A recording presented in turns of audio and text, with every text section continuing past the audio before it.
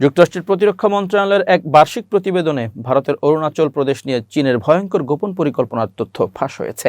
পেন্টাগনের দাবি অনুযায়ী চীন ভারতের এই ভূখণ্ডকে নিজেদের মানচিত্রে অন্তর্ভুক্ত করাকে তাদের অন্যতম মূল লক্ষ্য হিসেবে নির্ধারণ করেছে। 2049 সালের মধ্যে চীনা জাতির মহান পুনর্জাগরণ অর্জনের যে নীল নকশা বেইজিং তৈরি করেছে তার কেন্দ্রবিন্দুতে রয়েছে অরুণাচল, তাইওয়ান এবং দক্ষিণ চীন সাগরের নিয়ন্ত্রণ। খবর টাইমস অফ ইন্ডিয়া। পেন্টাগনের তথ্য মতে বেইজিং মনে করে তাইওয়ানকে মূল ভূখণ্ডের সঙ্গে যুক্ত করা চীনের জন্য এক স্বাভাবিক প্রয়োজনীয়তা। এই লক্ষ্য পূরণে চীন এমন এক সেনাবাহিনী গড়ে তুলছে যারা বিশ্বের যে কোনো প্রান্তে যে কোনো অভিযানে লড়তে এবং জয়ী হতে সক্ষম। ভৌগোলিক অখণ্ডতা রক্ষা এবং নিজেদের উন্নয়নমূলক স্বার্থ নিশ্চিত করতে বেইজিং এখন বিশ্বব্যাপী তাদের সামরিক সক্ষমতা বহুগুণ বাড়িয়ে দিচ্ছে। প্রতিবেদনে চীনের সঙ্গে পাকিস্তানের ক্রমবর্ধমান সামরিক সক্ষতাকে বিশেষ গুরুত্ব দেওয়া হয়েছে।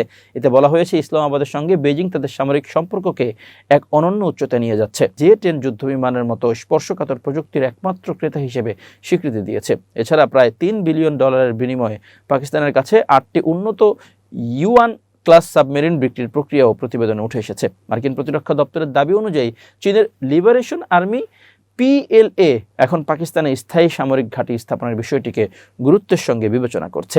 পাকিস্তান ছাড়াও বিশ্বের আরও কয়েকটি দেশে চীন ড্রোন সহ বিভিন্ন আধুনিক সামরিক সরঞ্জাম সরবরাহ করে নিজেদের প্রভাব বড় করছে। বেজিংয়ের এই আগ্রাসী প্রতিরক্ষা নীতি এবং মিত্র দেশগুলোর সঙ্গে গোপন সামরিক চুক্তি দক্ষিণ এশিয়া ও প্রশান্ত মহাসাগরীয় অঞ্চলে ক্ষমতার ভারসাম্য বদলে দিতে পারে বলে আশঙ্কা করা হচ্ছে।